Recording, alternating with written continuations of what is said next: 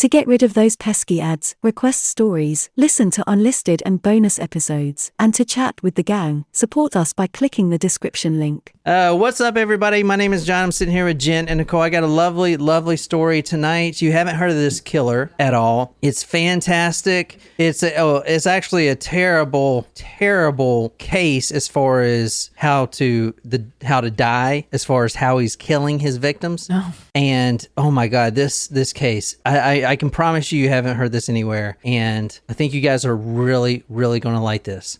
Also, for you guys, Supremos that are on now, we love you guys. And tomorrow, if you guys are cool with it, since we're not going to have time today, but Nicole's mama is coming here. And if you guys want to get on live chat, I want to cover a certain story that happened in a certain city of Atlanta that a certain Supremo posted on the Discord. The ATL? ATL. I want to cover the house that bleeds because I started researching it, and then I found like this whole trove of information, and it is more than what you think. It is actually a pretty compelling story. Surprise shots, surprise shots. We don't know what they are because they're a surprise. Okay, so I got the raspberry. Jen got the watermelon. John got the peach. I like peach. All right, let's get this thing going, man.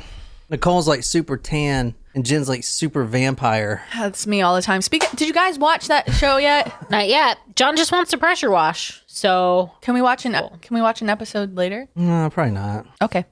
I'm just kidding, Jen. I think you guys will like it. I'm willing. Even if John does not want to watch it, I will watch it on my own when I'm doing my listing stuff, which is totally fine. All right, let's get this started. Welcome, everyone. Tonight, I'm just going to jump right in it. Thank you so much, Jen, for doing that story for us. It was really, really well done. Thank you. But anyway, tonight, we're going to freaking get in on this, man. We're going to hear tonight, and this story is nuts, nuts, nuts, nuts, nuts. How many times are you going to say nuts? We're going here right now. Does it have to do with nuts? Huh? Nothing. No, it is not. I wasn't making one of those. Here we go, guys, right here. Where is this at? Planet Earth. Oh, damn it, I was hoping it would like zoom all the way out. All right. So where is this, Jen? Australia. I can edit that out if you want. Is that not Australia? Is it Africa? Yeah. I mean, Zimbabwe. yeah, Zimbabwe, Oh my God. Zambia, Botswana. I can't see the shape of it. It looks... You need to zoom out so I can see the shapes of it. Okay, now I know it's Africa, but when you had it down the other way, I couldn't see the other half of it. Now go rotate See, okay, now that's the view that we had. Nicole, can you confirm that is the view that we had? No, that is Australia. Yeah. Yes, now pull it down. Jen, I said I can edit that out for you. See, now go down. See, now that looks like Australia. I had the shape right. I wasn't looking at the names. That names. is not the same shape, yo. It is. All right, guys, we're going here right now. And tell me if you know the story, which you don't, because guess what? They didn't cover it on My Favorite Murder. I don't know why. I don't know why I keep talking shit. I'm just so pissed, man. We've been doing this shit just as long as these other assholes. He's feeling salty. And we're still at the fucking bottom. We're not at the bottom. We love our fans. And you know what? Just because other people haven't heard us yet doesn't mean they won't. And even if they don't, we're doing... Well, never mind. I'm doing this because I have fun with it. And I like interacting with the people that we have. This is actually a really nice area here in South Africa. So we are pretty close to Johannesburg, where Elon Musk, I think he's from Johannesburg. I'm not sure. I know he's from South Africa, but we're pretty close to that. That's where we're starting the story tonight. We're actually talking about the fifth serial killer. Literally, the fifth. That is not the fifth in biggest. South Africa? The fifth biggest or whatever. The fifth. I've never heard in America someone say, "Oh, yeah, he's the fifth serial killer." It's kind of weird, you know? Yeah. Yeah. Like, that's hard to pin down for us. But this is the Parktown High School for girls, so that's not a good sign. That's not a good sign at all. Now, I don't have the exact photo of the actual victim we're starting with tonight. But here is a photo of what the girls look like. So young, 14 to 16-ish. Yeah. Since we're going tonight to 1996, May 6, 1996, I don't have a picture of the 14-year-old, the first victim here. And like I said, this is a crazy story. What, Jen? Jen? I didn't say anything. I'm just thinking about how spicy this Bloody Mary is. Yeah. It's good though. I'm sorry. I didn't mean to make it so spicy. No, it's good. It's good. It's a good heat. It's watered down, man. It's because of the ice. I'm sorry. Swirl it around with your finger. Yeah, swirl it. Your finger. I don't like that, but I'm not breaking eye contact with you either. And I kind of don't like that. Stop. Stop being creepy. Creepy John, cut this. Yes, I win. No, you blinked I did not blink. Bull's titties. All right. Tonight we're going to May 6, 1996. We're going to South Africa near Johannesburg. 14-year-old Prudence Miller. She takes a taxi. Now this taxi has been picking her up and taking her to this all-girls school for several months. So this is just another morning for her. Now she actually travels quite far in this taxi because she's very gifted. She is very intelligent. So in this school, Parktown Girls High School, is for the overachievers, the ones that have the great grades. It's almost like a private school, but it's based on how well you do. You can get accepted here, type of thing. So Prudence Miller, this 14-year-old, travels all the way from a taxi every morning to go to the school. And her family is hoping that she's going to be the one, because let's just be honest here, in this area where she's living, in a lot of South Africa, as you'll see, is not the most wealthiest type of people.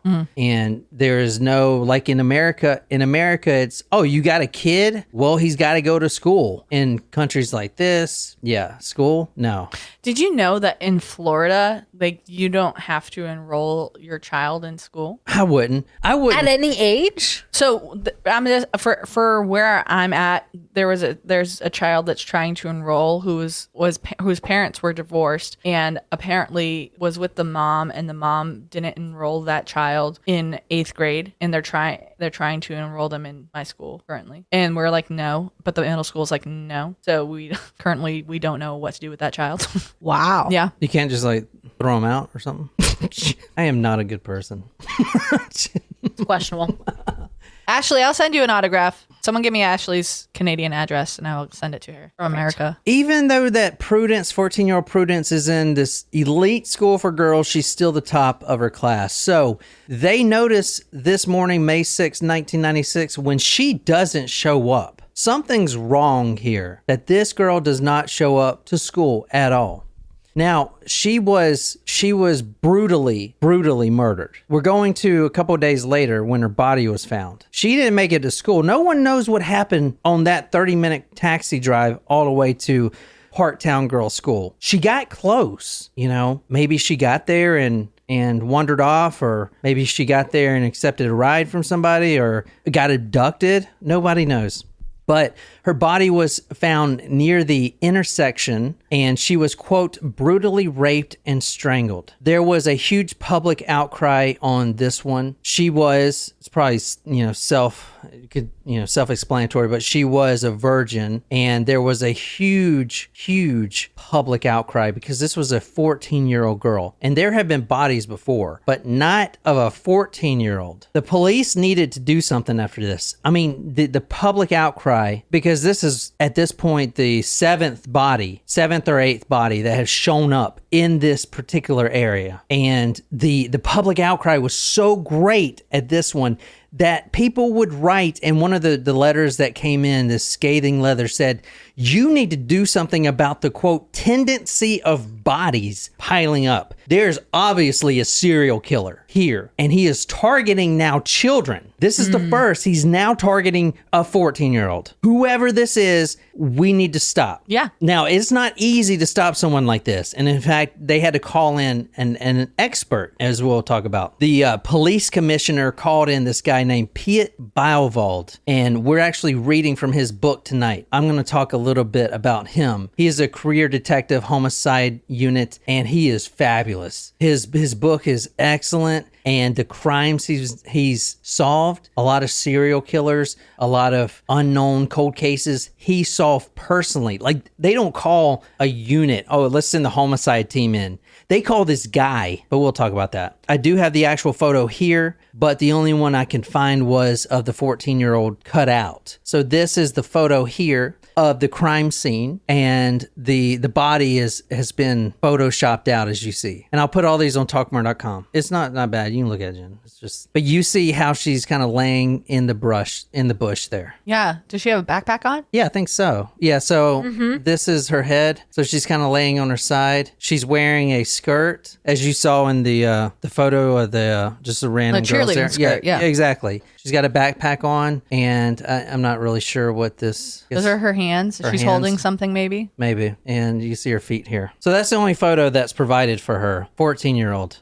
The scene of her body was, I mean, this is South Africa. All the other photos are not blurred out or anything. So the scene of her body was extremely hard to look at. Let's just say that. Someone phoned the mother after she went missing before the body was found and said they know it was a man, a strange man. All he said was, "I know where your daughter Prudence is." He gave an exact location. The mother goes, which is ballsy. The mother just gets in her car and goes herself. No protection or nothing. Nobody was there. The body was found close to that spot though. All right, moving on. 24th of March, 1996. A mother, a Pauline, disappears from her little neighborhood. The 7-year-old said, or he kept repeating that the cop comes to the house. The 7-year-old has been in the home for days, taking care of himself. He's worried. He's just a child. The police get there. They say, "Where's your mommy? Where's your mommy?" He just kept repeating the same thing. Quote, "My mommy took a taxi to the city. I don't know when she's coming back. She's had the same taxi driver for several months." Her legs and arms are twisted and tucked underneath her, and her head has been bashed in.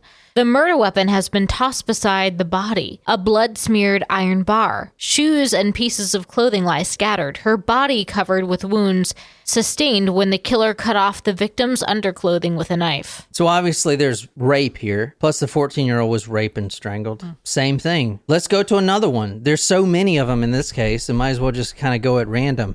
A nurse that was working at the Morningside Hospital. She wore smart blue shorts, and apparently those shorts really turned the killer on. She's been taking the same taxi for several months. You guys seeing who the killer is? Maybe he's a taxi driver. Oh, really, Jen? Did you not know that? Fuck. Oh shit.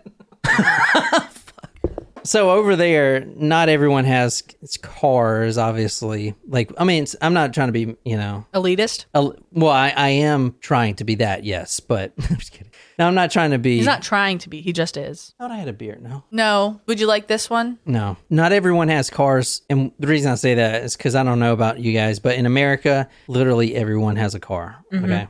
So over there, a lot of taxis. And in the UK, I think Darren can tell us this. A lot of people just walk and take the bus. Alex could tell us too, or Lauren. Alex, yeah. I actually had a friend that had never driven a car before he was from the UK. Wow. Yeah. So a victim, a nurse working at Morningside, got into a taxi that she's been riding for a while. And this guy had asked his cab boss, he's a taxi driver, if he could work Sundays just so he could take her to church. They would go to church together. The nurse told her parents about this kind and cute taxi driver that is so adorable. He's just the nicest guy. And all the girls love him. All the girls love him. And he's taking me to church, Mom. He's just a really nice guy. Months go by of him taking her to church and building this trustful relationship. And we do have her picture if you guys want to see it. This is her picture right here. Can you describe what she looks like? No, she looks like she's being strangled. Like she looks like she's turning blue. Poor thing. So what is that around her neck? Is that a purse strap? Yeah, good there call. There you go. Very good call. Now look at this knot, okay? Because this is a special knot. It's a special knot that only the killer uses. It's his own branded knot, a signature. And as you see here, and I'll put this photo on talkmore.com, but this lady is being strangled with her own purse strap. So I guess she has a tan leather purse. And do purse straps come off? I mean, Some you of can them tear them off. Some of them have How a clip at the bottom. Oh, Yeah. clips. Okay. Yeah, so I guess the purse is unclipped and it's around her neck. And you see, remember what I talked about last time when the body expands? Yeah. You Yep. see this part right here? It's Yeah. kind of poking out. Mm-hmm. And you see how blue it is here? Yeah. How much circulation you think she's getting to her head? 0. That is pretty tight. And not only is it tight, it's wrapped twice. You see? Yeah. It's wrapped around twice. And then there's a knot here, which is a special knot that is dubbed after the killer. I'm sorry. What? Looking at the chat, Shram just kills me. What is she saying? Nakui said, "What are the first names of the serial killing couple, Parker and Barrow?" And Shram says, "Pine and Apple."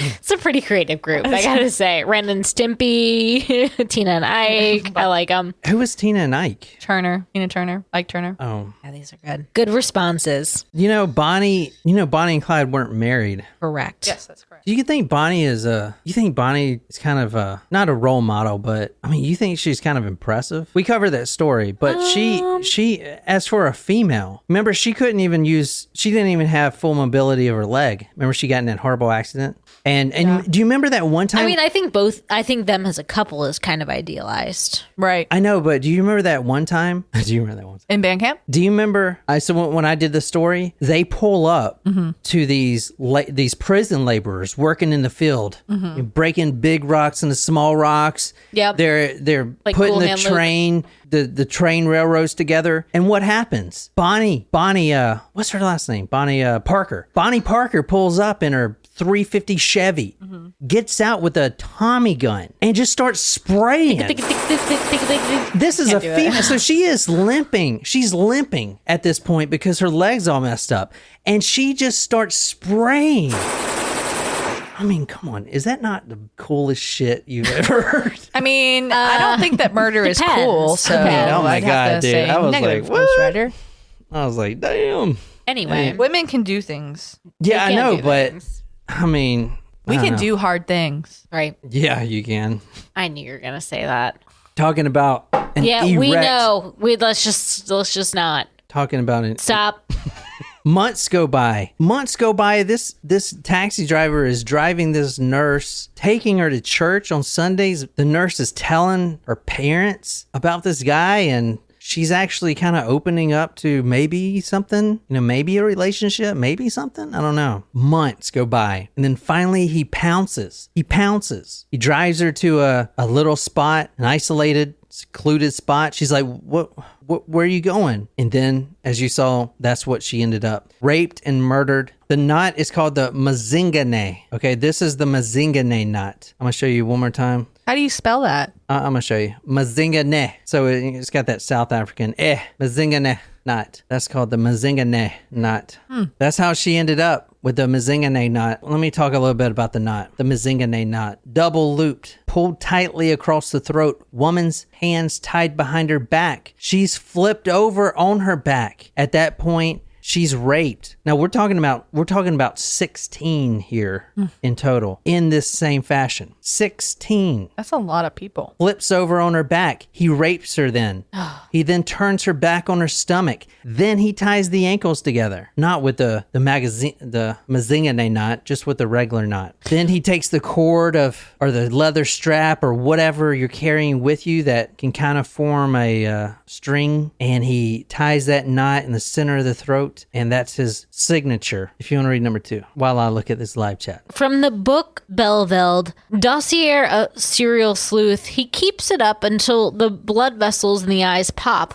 The tongue turns purple. The pressure usually causes blood to gush from the nose and mouth. It's an implosion, almost, as oxygen fails to reach the brain. So we talked last time about having the lungs concentrated. So this, when you are tying something so tight and suffocating someone so much, the blood that's flowing one direction starts to flow backwards. Things start to get overworked. They start to burst. Your capillaries in your lungs, they start to burst. blood starts gushing from your nose and mouth. And this detective, Byveld, who wrote this book, says it's an implosion. Oxygen fails to reach the brain, and then all of that buildup starts just bursting things in your body. I never thought of it as an implosion before. That's a good analogy. 16 bodies. What are you going to do with these tendencies of bodies? And now there's a 14-year-old girl. Can you do something? And this is in the police report,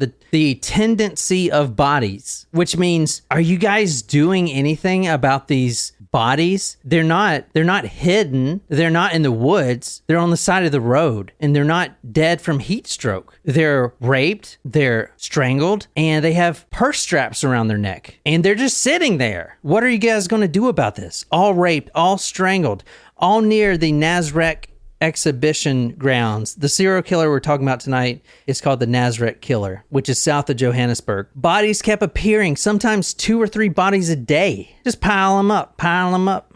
You know, the victims, they were all kind of found the same way. All female, obviously. All around the same age? No. Okay. No, not all around the same age. You have nurses, 30-something. You have a 14-year-old. Pretty much whoever he can get his hands on it. You even have, as what we're going to talk about here in a minute, an elderly couple. Oh, no. 70. It doesn't matter. It doesn't matter. To a sexual deviant, think about Ted Bundy. He's a sexual deviant. If he didn't live in that area where he could go out to the beach and see all the girls his age or whatever, he would take what he can get, even if it's elderly. Because he needs to release those demons. That, you know, a sexual sadist, or not sadist, a sexual deviant like this, you know, they're opportunist. They just need to release. All strangled. The same thing. Straps, handbags, panties, belts, whatever you got on you. You don't have a purse with you? Do you have panties? I could use that. I can tie those in the same Mazingane knot just as I can the leather strap. All the victims were similar with appearance. All well groomed.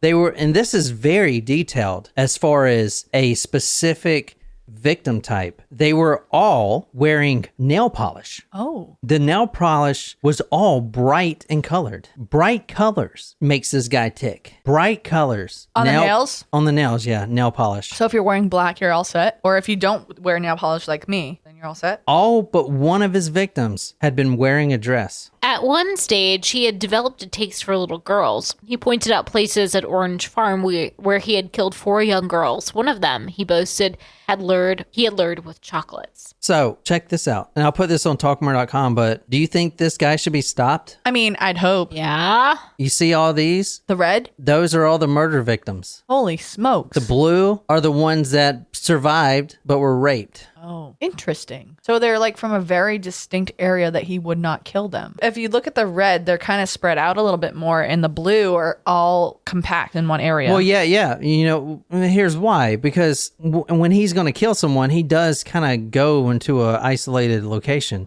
I mean, even though it's South Africa and he does kind of just dump them, he's not going to, I mean, someone's going to stop and try to stop him from killing someone. That's why he's kind of going out. This guy should be stopped.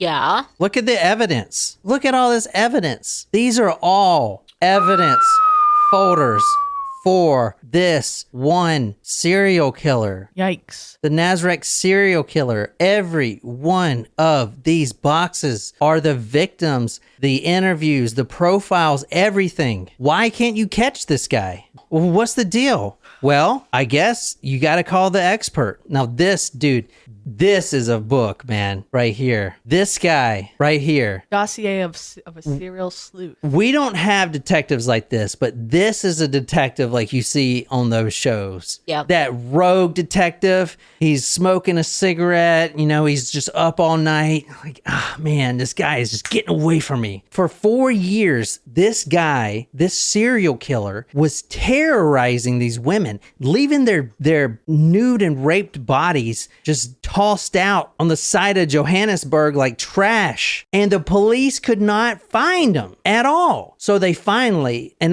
not they, the president calls this one detective, and this one guy is not the Los Angeles Homicide Department. They call one guy because he is the best. And this book is freaking amazing, dude. dude. He's dead now. He died in 2008. But holy shit, this guy is a boss. He was like, I'm gonna solve this motherfucker. He's a super sleuth. He says, remember, I've put a lot of criminals behind bars, and I'm a topic of discussion there. I can walk into any jail right now, and you won't believe how many Piet specials will greet me. So his first name is Piet, P-I-E-T. This is the cases he solved. And some of them, look at this. This is his profile right here. South Africa's very own super sleuth. The top 11 cases. This guy right here. Looks like a good dude. He is the one guy that can look at this serial killer, serial rapist, serial killer, serial rapist, serial killer. I mean, dude. Wow. One guy, it's not a team. Wait, can you go back to that page? I just want to highlight human murder. Yeah, I wonder what that is. I don't know. Oh, I mean, I think it's just regular murder, but I just think it's interesting that it says human murder. Yeah. So, unlike the United States or wherever, these guys call one guy and they're like, please solve this for us. And he does. Because he's a badass. I'm telling you, man. Banff. A Banff. All right. He puts out a profile that is better than any FBI profile I've ever seen. He says all the victims, what? Jen was like, "Oh, it was a good Bloody Mary." I was like, "It wasn't. It's okay. You make the better ones." No, no, they were good. I liked them. No, yours are definitely way better. I like mine with real blood. The menstrual tape. I literally was about to say period blood. You know what? I don't think I mentioned in the Lizzie Borden case, and it's going to bother me if I don't say it right now, even though I know it's not on the episode. Is that Lizzie said that her father came in and he took his shoes off and then like fell asleep, but he's literally pictured with his shoes on. Discrepancy in her story. He puts a profile together. Better than any I've seen. He likes some young, well-bred, neat dress. He likes and will only take a working girl, but that doesn't mean prostitute. I know that means that over here. But for him, none of that. Not one. And the reason why, well, do you want to try to guess the reason why he wouldn't kill a prostitute? Because he was a pimp? No. Are you wearing my good headphones? You put them over here. I thought those are your good headphones, the ones that you wear. I feel like you wouldn't wear not good headphones. Those are my editing headphones because they have a flat EQ. Okay. And those are also the headphones that Wolverine wears. Hugh Jackman. You don't even watch Marvel. Hugh Jackman has a picture of him wearing those. Well, which is what justifies the $300 price range. Well, Hugh Jackman is also a Broadway star, and you don't seem to care about that. Well, he doesn't care about superheroes at all. I'm like Wolverine. I can do that too. See? Wow. Ching! Who would call you middleman? Young, well-bred, neat dress, doesn't like prostitutes because and only because he sees himself as superior, which is very important. It may sound subtle, but that right there shows that this is a confident guy and he can easily talk to women and kind of sway them because he's superior. He likes them submissive. Aggression irritates him. Opposition always leads to murder. He likes the bright nail polish. That's a sexual stimulant for him. High heel shoes are also important. And he would never kill a victim with ill-fitting shoes because they look clumsy to him. And the reason that the detective came up with that is because he always meticulously takes one shoe off the victim and places it right beside the body. But it's got to be a good shoe. It's got to be a designer shoe. It's got to be a Sam Edelman or a Jimmy Cho. Chew. Jimmy Chode. So Jimmy Chode. You are your own biggest fan. I know. So if it's like a Sketcher, he won't take it off? No. So how would you catch this guy? Try to think about it. How would you catch this guy? There were more rapes before. It was rape and then murder. Brandon says, "Oh my God, this guy is Dennis Reynolds." Is who? Dennis Reynolds from It's Always Sunny. Yeah. What was that one? Oh, that new season. We need to rewatch It's Always Sunny. I've been watching it at night. I recently saw the episode where they think that Mac is the serial killer. Yes. But he's dating the tranny. Yes. Yeah. So funny. So how would you find this guy? Well, Detective Bivald, this is what he did. And all the other detectives, they didn't think to do this. He calls around. He calls around to everybody. He says, do you know anyone that has been raped in the last few years? A lot of people didn't come forward right when it happens. But we know this guy's a sexual piranha. This guy is a sexual piranha. So let's call around and ask who has any experience with this. And let's see if we can kind of build a profile. Because this is kind of a small area. It could possibly be the same guy. So that's what he did. All 6 of the women that came forward that said that they've been raped but didn't report it said that he was a short, slender, neat man in his 20s, a Soweto, Sotho, which is the area, so he had an accent, specific accent, with a soft voice. His kumbi, which is, I'm going to show you what a kumbi is, was as neat as a pin. A pair of women's, kumbi is a car, I'm going to show you. That's what I thought maybe it might be. A pair of women's panties hung from the rear view mirror. While he was driving, he played music. He was a real Romeo. This guy's a taxi driver, and this is what a kumbi is. And I want to import one of these because these are amazing. Check this shit out. Ooh, it's like a Volkswagen van. Yeah. It is a Volkswagen van. Yeah, Oh, yeah. But this is a kumbi. So this is what the taxis, I don't know if they're, I mean, obviously they're probably not still using these. Well, I think it's interesting. I mean, that's good for carpooling if you had to pick up multiple people, but it's kind of also, I hate to say this, the perfect van for a perfect like cover for a rapist. There's plenty of room in the back. Yeah, but it's too many windows, man. You know, too many windows. Well, I mean, you have to cover them up. Well, if he's a necrophiliac, then you wouldn't really have to And do plus, anything. I don't know how much room is in the back because he would always do his raping outside. But maybe that was so he didn't get DNA in there. But this is, I think, is a nice looking car. It's kind of like a little mini school bus. Yeah, that's cool. I don't think they use them anymore, but I'm not sure. They're I rare. still Pretty need cool. to find, you guys need to send me that site with the import for the Jeeps. Gosh. I think it's what?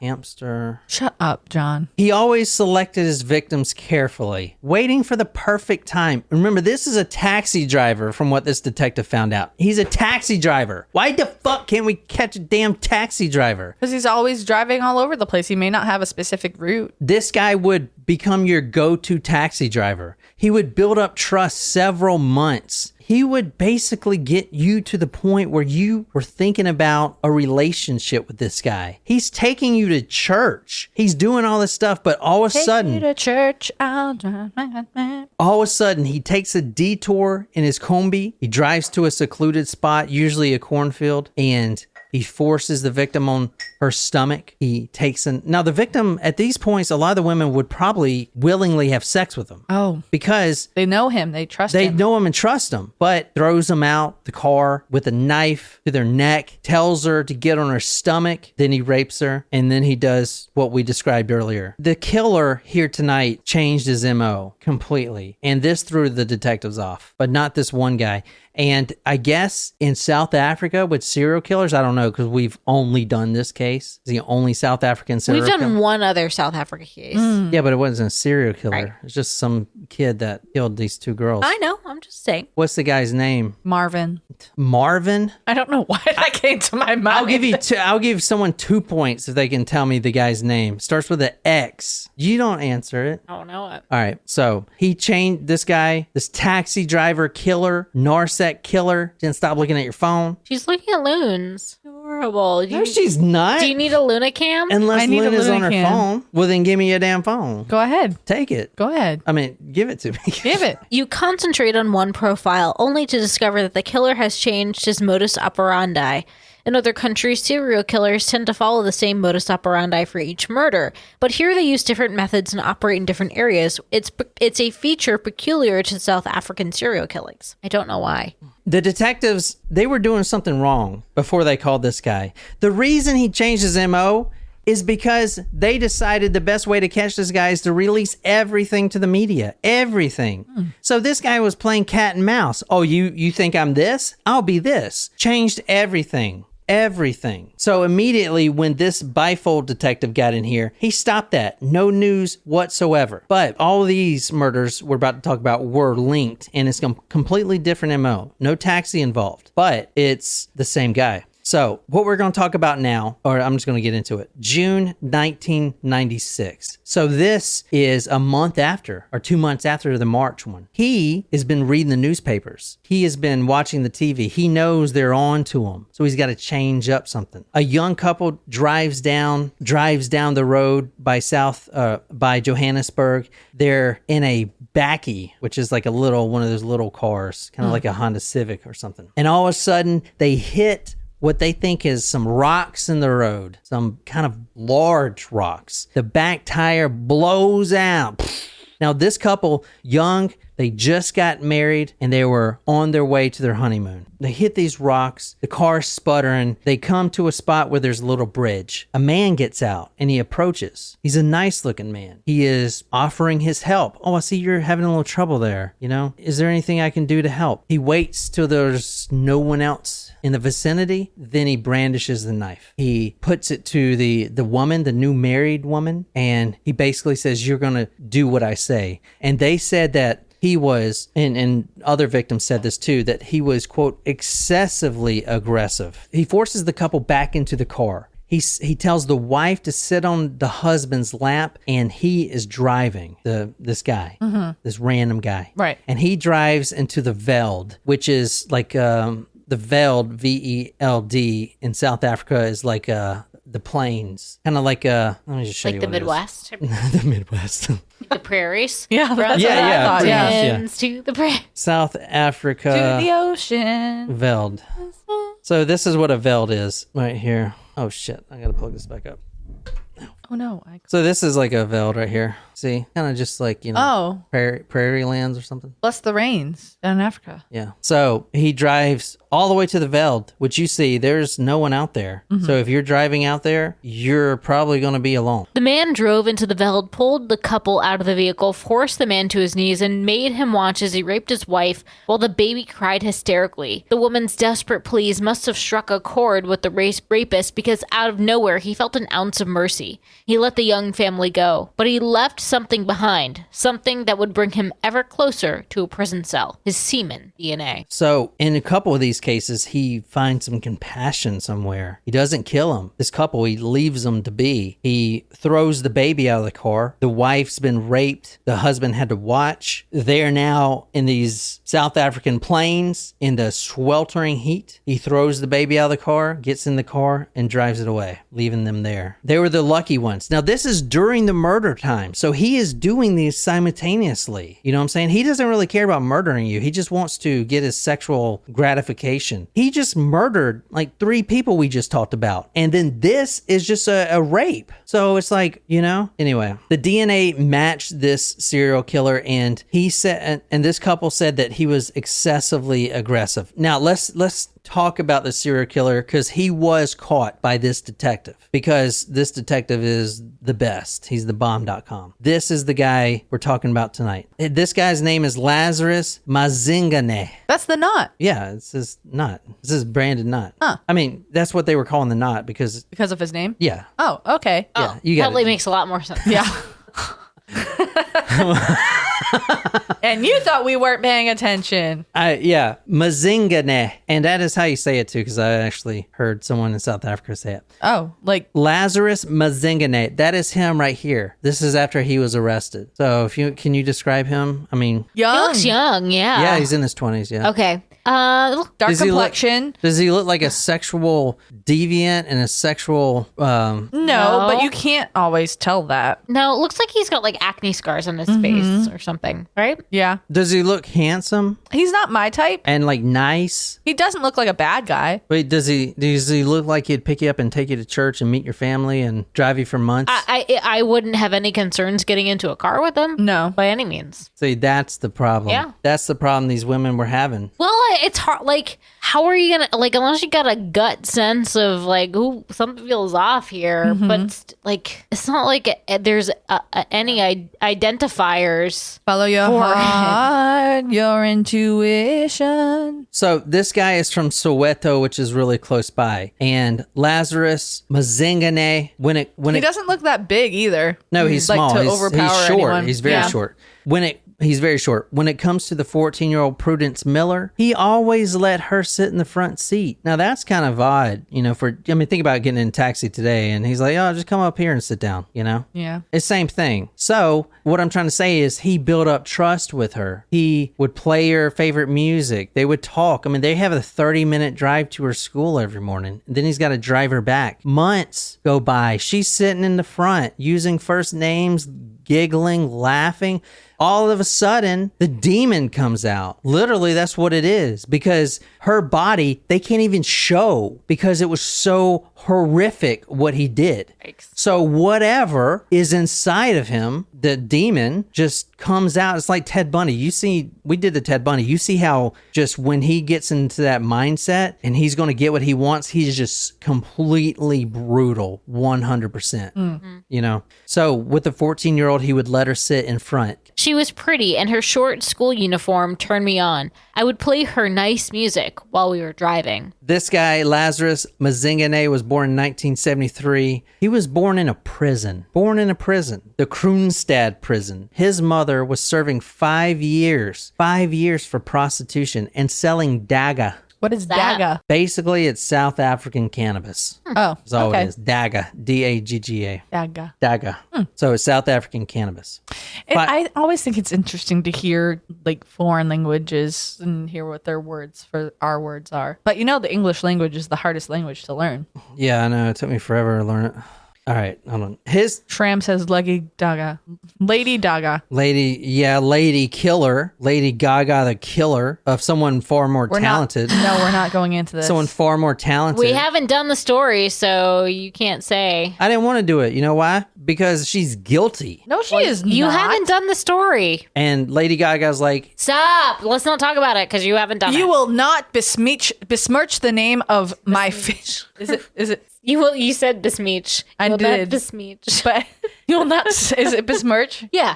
You will not besmirch the name of Lady Gaga on this day of my birth. I will bequeath that request. Thank you. To whom? My queef. I'm queen. My queen. My queef.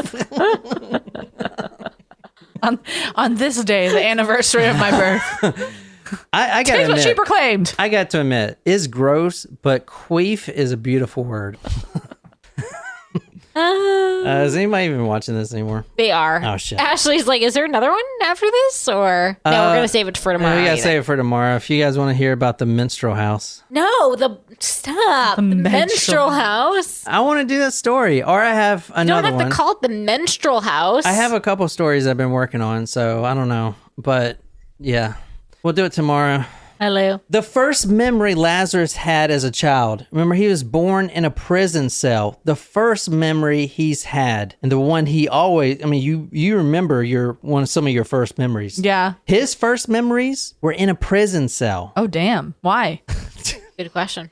Y'all weren't listening. He was born in a prison cell. What the fuck? Yeah, but you don't really have memories until you're around like 3 years old. Yeah. So She was in prison until 5, for 5 years. That's right. You did that. So I guess in South Africa, if you're born in prison, you just live there with a mother. It's fucking weird. My first memory is when I was 3 and I got in trouble at preschool for hitting a boy who became like my childhood like crush / boyfriend. I Who used ended to up like being gay. I used to go around and tell everyone that certain people have cooties. you have cooties. I also remember walking to McDonald's and it was all the way up. Like I lived on a hill and like the road that I live on is Tarkiln Hill Road, and so there was a big hill at one point on it. And my babysitter and I walked to McDonald's, and we were walking back, and my dad was on his way home from work, and he's like, "What are you doing?" We're like, "We're walking back to McDonald's," and he like stopped and picked us up. He's never forgiven his mother. He says, quote, "She fucked up my life." The mother was released from prison, became an alcoholic, and continued to sell daga. Mazingane was raised by his grandmother, and those that knew his mother said the following, quote, "You could see that there was not even 1 ounce of maternal love for her son. Not even 1 ounce. Not even 1 iota of love. She didn't give a fuck. She's gonna make her money, son. Mm-hmm. She fucked up my life." Lazarus finishes school. He ends up marrying a nice girl named Nompi, Nompi. and he physically, emotionally, and verbally abused her. He would tie her up to the bed or to a chair and make her watch him having sex with other women. Girls would come in, women would come in. He would have sex with them. He would tie up his wife and make her watch. That's terrible. He abused Nompi appallingly, both physically and emotionally. He would tie her to the bed and have sex with other women while she was forced to watch helplessly. After he had shot her during one of his regular bouts of fury, Nompi fled to her parents' home and laid a charge against him. He later kidnapped her, brutally assaulted her, drove back to her parents' home, and threw her out of his taxi, leaving her unconscious in an unconscious heap on the pavement. He shouted at her mother, "Take back your fucking bitch." At the mother, this is his wife's mother. He throws her out of the taxi and then looks at the mother and says, "Take back your fucking bitch." That's rough. Wow. Nompi later testified against him as a character witness. She would not even look at him. You know how you're supposed to, do you see the person here in court? She refused. She could not look at him, not once. Wow. Even when he wasn't looking her direction, she could not look at her. Too much PTSD. Her eyes could physically not look at him. So he did admit to the detective that every woman he killed was his mother. Kind of like Ted Bundy. Every woman he killed was his girlfriend, ex-girlfriend type of thing. So, taxi driver, ordinary guy, kind, good circle of friends, church going. Every evening he scrubbed his compi, his taxi, until it was spotless. Now, I do got to bring this up real quick, but don't look too far into it. With the rocks on the road, which he did that 5 or 6 times, the busting the tires, yada, yada, yada. He had a wingman. This guy's name was Kaiser Mazwega. They would both drive around in the taxi sometime, but a lot of the times it was the rocks on the road. He didn't rape the victims, but he liked to watch. And the reason he didn't partake, because he was, quote, too sick with AIDS to take part. So he was a sickly man. And that's all I'm going to talk about that guy. But he did get in a little bit of trouble. Mazingane was in complete control of the Matsegwa. He threatened to kill him if he talked. Matsegwa was so afraid of him that when he was apprehended and taken into custody, he pleaded not to be locked up in the same police station as Mazingane. He was later found guilty of only one charge, robbery with aggravating circumstances. July 24th, 1997, we're going to a couple. This is the car they were driving. Not the same one, but this is what they were driving. It's a little Mazda. Midge. Yeah, Mazda Midge. This couple driving this car, and they were on highway number 12 on the outskirts of Johannesburg. So they were right here. You see, let me, here. So this, where am I at? This is Highway 12. This is Highway 12, this yellow one right here. So they were about right here at this intersection. And this isn't a big highway. I mean, it looks big. And it is, it does have traffic on it. This is 1997, but it's not like our super highways. But there was a couple driving along this road, and all of a sudden they have a flat tire. So the rocks in the road, it's Mazingane, and he is an opportunist. However, this couple was a little older. A Gert Aspeling, 66, and his wife Elise, 62. The wife, an invalid, handicapped. There was a wheelchair in the back of the car. They're driving on N12, highway number 12, and they have a flat tire. They come up to the bridge, the intersection bridge. There was a nice looking South African man, actually two, his wingman, but there was a nice South African man approaching, and he asked if the couple needed any help. What happened here? Oh no, this is terrible. You guys need, can I help? Can me and my friend help? At this point, he's looking left and right, making sure no cars is coming. And once he's in the clear, he produces that knife. A 66-year-old man is not really going to put up a fight, okay? But the elderly man, the husband, does refuse to hand over the keys at first. All of a sudden, Mazingane pulls out a small caliber pistol, puts it right to his forehead, and pulls the trigger. Boom. Damn. Dead right there. Right where I showed you on that road. Dead. Leave him there. Dead. Dying. Let's go. Does not give a fuck. Does not give a fuck. Elise, the 62-year-old invalid who's handicapped, who couldn't even get out of the car, just watched her husband die, left on the road, and now these two men are getting in the car. And she can't even talk. she's an invalid. That man is dead right on the road. Just let's not move the body. Just leave it right there. All right. And they drive all the way to Eichenhof and into a cornfield. This is about where they were right here. Eichenhof is right here, and you can see that there's a lot of wooded areas around here. Like up in here, there's a lot of places that, there's civilization, but I mean, let's take a look at this right quick. Like you could easily pull your car off at this intersection right here and drive behind that hill, let's say, and no one will see you. And that's exactly what he did. So it's the two men and the handicapped woman at this point.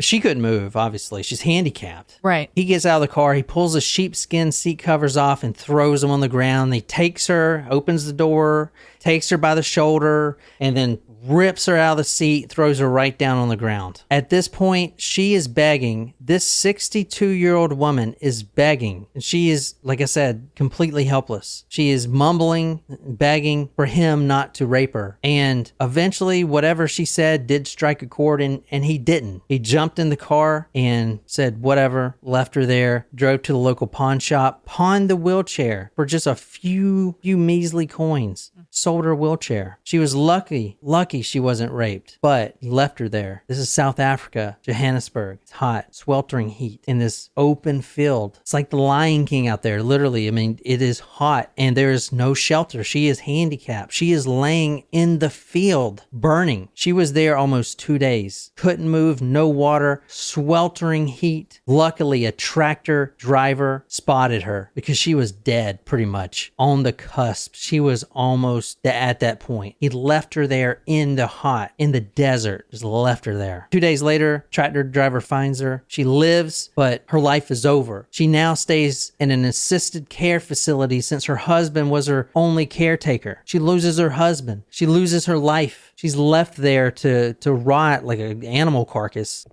Awful. It took until the year 2000 until he was finally caught.